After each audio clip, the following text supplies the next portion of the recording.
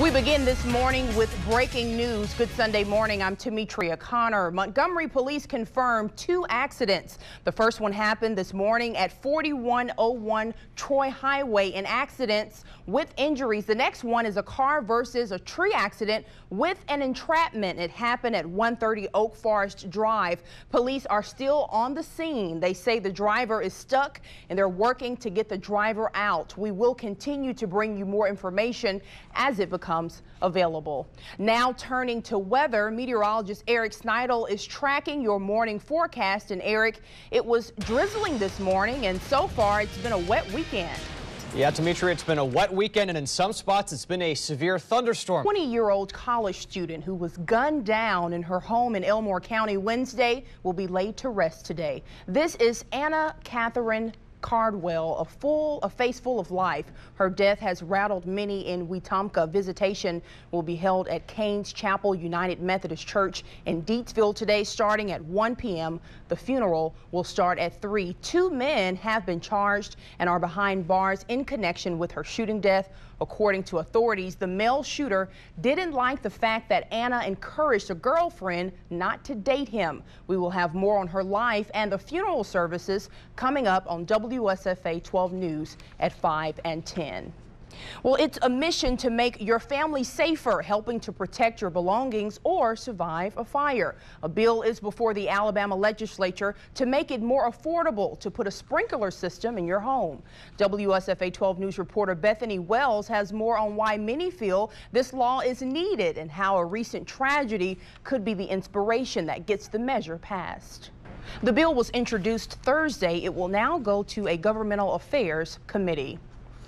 The decision to close 4 of Alabama's 6 mental health hospitals is not sitting well with Montgomery County's probate judge, Reese McKinney.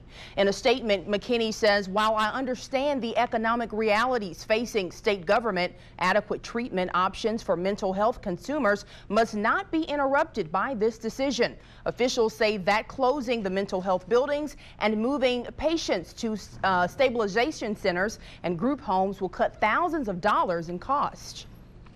Well, people in Prattville and Wetumpka got a chance to voice their concerns to U.S. Senator Richard Shelby. Senator Shelby is touring all 67 of Alabama's counties and made a stop in Elmore and Autauga counties yesterday. He discussed the legislative agenda for Congress as well as issues facing the nation and state. Shelby says the tour lets him know how he can improve as a politician.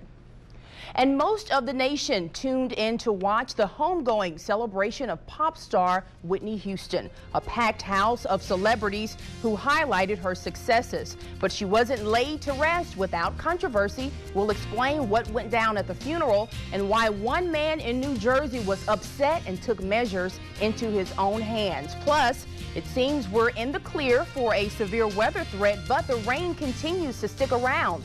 How long will it last? Meteorologist Eric Snidel has that answer in his complete forecast coming up as Today in Alabama Sunday Special Edition continues right after this. Clouds later today and then we're good to go. All right. Thank you, Eric. Well, it's a headline that fans will probably never forget: the death of pop star Queen Whitney Houston. Family and friends honored her life yesterday during a national televised funeral service. In the church, the iconic superstar sung her first notes. Mark Barger has a look at Whitney Houston's homegoing. Whitney Houston's ex-husband Bobby Brown did attend the funeral, but it was a brief stop. He and several members of his party left just moments after the funeral started. Brown says there was a dispute over seating and he chose to leave instead of causing a scene. Well, Governor Chris Christie called for New Jersey's flags to fly at half-staff on Saturday to honor Whitney Houston. The father of a soldier who died in Iraq was angry about it. John Burr's son, Eric, was killed in 2005, and although he lives in Michigan, Burry says Christie's decision to lower the flag for an entertainer diminishes the honor. In a protest, Burrow burned New Jersey's state flag in his yard.